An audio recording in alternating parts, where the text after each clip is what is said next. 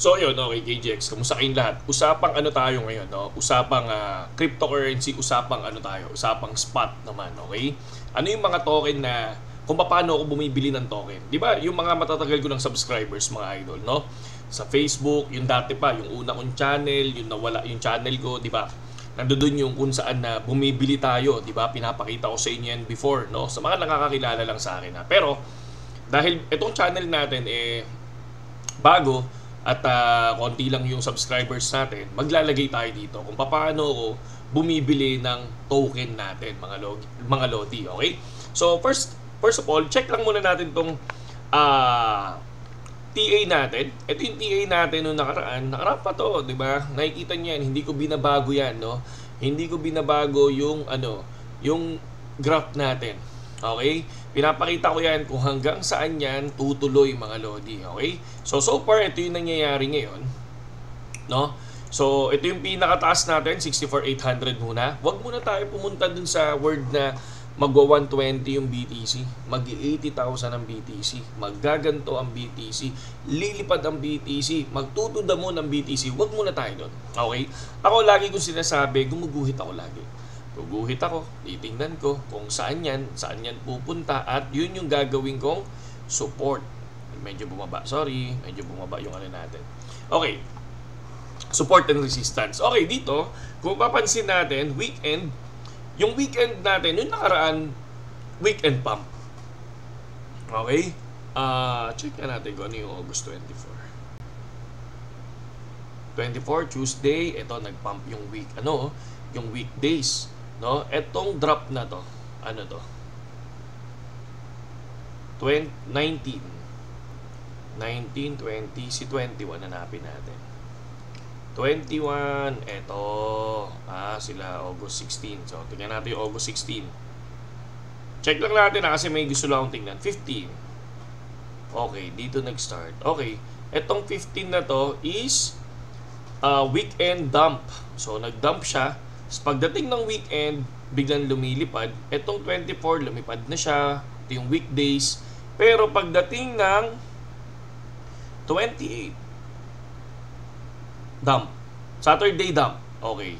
So, weekend dump. Bumalik na siya doon sa weekend dump niya. Okay. Possible, kung may weekend dump, karaniwan na nangyayari sa crypto is nag-weekend pump. No? Nagkakaroon ng recovery. No? Kaya lang, magkaiba yung ginagawa kong analysis. Gumuguhit ako. Ito yung guhit natin ngayon. Ito yung guhit natin na kung saan bago makuha si 62, dapat dumaan muna yan kanino? Kay 60K. Bakit? Diyan nagsimula yung drop. Diyan din nagsimula yung biglang umangat siya, pero nagkaroon ng fake out. Ito yun. Ito yung fake out na tinatawag natin. Kaya ito, strong support ko to para makuha, strong resistance ko to para makuha tong 62. And then, ang strong support ko naman si 58. Once makuha si 58, mga lodi, ako para sa akin lang to bababa siya. Okay? Bababa siya. Okay, yun lang naman yung TA natin ngayon sa BTC natin, kasi lagi ko naman sinasabi sa inyo to, para at least updated lang kayo doon sa mga trading natin. At nakikita nyo naman, di ba? Sa trading natin, pinapakita ko naman sa inyo kung saan tayo pumapasok, di ba? Pag sinabi kong 60, papasok naman talaga ako ng 60. Di ba? Pakita ko lang para at least alam niyo, para hindi tayo naglolokohan dito, mga lodi. Uy, si Chai Chester, Chai Chester, pinapanood ko yun kasi binubuli niya si Two Joints. No, si Bugoy na Kuy-Kuy. Okay, ayan. Tulad yan, sinabi ko, papasok ako ng 60. O, ayan, pumasok naman ako ng 60. Nag-end ako ng 60,500. Pero, lagi lang ako sa 20%, 30%. Ganun lang ako mag-trade. Hindi ako nagtitrade ng sobrang taas. Yung kumbaga, mag-expect ako na lilipad yan to the moon. Ganun. No? Magkaiba sa future and spot. Sa spot, dun ako nag-expect na i-hold ko yan, balang araw lilipad dyan. Mga ganon. Okay, sige. Punta na tayo ngayon sa spot. Pero bago tayo pumunta sa spot, sa mga hindi pa nakakapag-like ng video natin, at kung nagustuhan nyo yung mga video na ginagawa natin, like nyo lang, subscribe lang kayo. And kung gusto nyo pumasok sa BitGet, nandiyan lang naman yung link natin sa description kapag sa YT, and nasa bio natin pag sa TikTok, and sa comment section pagdating sa Facebook page. Eto, yan, sa Facebook page, makikita nyo yan. Ayan. Click nyo lang yan, tapos register lang kayo, tapos at least, di ba? Sama-sama tayo mag-trade sa BitGet, pero aralin nyo muna. Okay? So, punta tayo ngayon dito sa dati, XRP. Pinakita ko yan, no? Doon sa ano natin, sa reels natin. Pakita ko yung reels natin para makatotohanan tayo, mga lods. Okay? Para makatotohanan tayong lahat. Hindi yung naglolokohan tayo. Diba? So, hintay lang natin. Medyo mabagal yung internet connection natin. Pero naka-converge tayo. SLP pa mo. Tumataya ako dyan. Diba? Pinapakita ko lahat dyan, mga lodi. Ayan. Long position, activated. Ito yung from 55, biglang lumipad. Activate tayo dyan. Sa pool yan hanggang sa dulo ng walang hanggan. Ayan. Ito, buy low, sell high. No? So, ayan yung ating ano. So, hanap tayo. Ayan o, XRP lagi kung binibili yan. Okay, XRP. Pero walang susunod ha. Ako buy and sell lang ako dyan. Ayan. Walang susunod. Checking. XRP. XRP. Mga pogi. So, pag umangat to ng konti. Ayan, XRP. 24 pesos. Okay? Trade. So, bumili tayo niyan. 24.65. Tingnan natin. Okay. Tingnan natin mangyayari dyan. Okay. So, 24 pesos nung bumili tayo ng XRP, di ba, noong nakaraan. And then, biglang 31 siya ngayon. Pero hindi siya 31 nung binenta natin. 36, mga lodi. Kasi nag-36 pa yan, di ba? Ayan o, lumipad pa yan. Ito yung area niya. Pero lumipad pa yan nung nakaraan, mga lodi, ng 36. Siguro 1 month ago. Saan na ba? Ayan, ito, 36. O, nag-37 pa nga eh. 36. Nagbenta tayo ng 36, di ba? So, paano? Ngayon, tatanungin ako, KGX, paano ka bumibili ng coin? Kapag nagsobrang dump, okay? Kasi kapag nangyayari, si Bitcoin lumilipad, ang nangyayari, ang attitude ng mga tao, sumusunod. Kasi lilipad niyan. Na-overhype sila, lalo-lalo na dun sa mga ibang influencer na sinasabi nila, this year, may ganun eh, di ba? This year, ang BTC mag-120k. Ganun yung sinasabi nila. Ngayon, yung mga iba, yung mga walang alam, pagdating sa market, pagdating sa crypto, ang gagawin nila, mag-long position sila, wala na. Magugulat pala sila bago lumipad, may dump. Di ba? Kaya ako, ginagawa ko, guguhit muna ako. Guhit muna ako dyan, kapag nakuha yan, papasok ako ng short, and then 20% TP ako, and then maghahanap na naman ako ng support and resistance. Ganun siya, no? So, tinuro na natin noong nakaraan kung paano ako nag-check ng support and resistance. Tulad ng sinabi ko, nag-check ako niyan, hinahanap ko kung saan nagsimula yung lipad at kung saan nagsimula yung dump. Kunyari, dito, ito yung nagsimula yung dump. O, yan yung naging support sa resistance ko. Dito naman, rejected siya, ito yung naging support ko. At kasi dito nagsimula yung lipad niya sa area niya. Kaya ginawa ko siyang support. And then, confirm dahil nag-dump pero tumalbog, nag-dump, tumalbog, nag-dump, tumalbog na naman, and then tumalbog na naman, and then yung susubok na naman to, baka tumalbog na naman. Diba? Ganun ako maghanap ng support and resistance, mga lodi. Ito, once to pumasok dito sa area na to, susubukan ko mag-short na. Dahil 1, 2, 3, 4, 5. Pang-5 na yan. Pang-5 trial na to. Baka sakaling alam niyo na, mag-dump, di ba? Nasa inyo yun, ha? Hindi to financial advice, pero tinuturo ko lang sa inyo kung paano ako nagtitrade ng sarili. Okay. So ngayon, balik tayo dito sa mga coins. So sa XRP for me, no? Dahil nakabenta ako ng 36, syempre hindi naman ako yung trader na sinasabi natin na greedy, no? Hihintay ako kung kailan bababa yan. Maghihintay ako kung kailan bababa. Diba? Hindi katulad ni Dogecoin. Okay, Dogecoin. Punta tayo kay Dogecoin. 5.64. No? Bumaba si Dogecoin from top hanggang 3 point something. No? Kung mapapansin nyo yung max ni Dogecoin, ayan. Ako lagi ko tinitingnan yung max.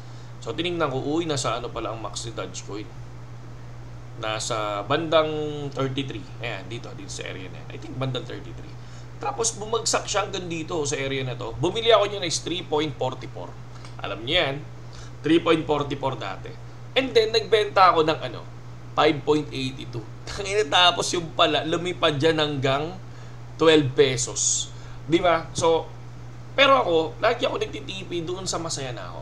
Okay? So, sa ngayon, KGX, okay bang bumili para sa'yo ng Dogecoin? For me, Kung long term, kasi ito siya. Yan yung dati niya eh.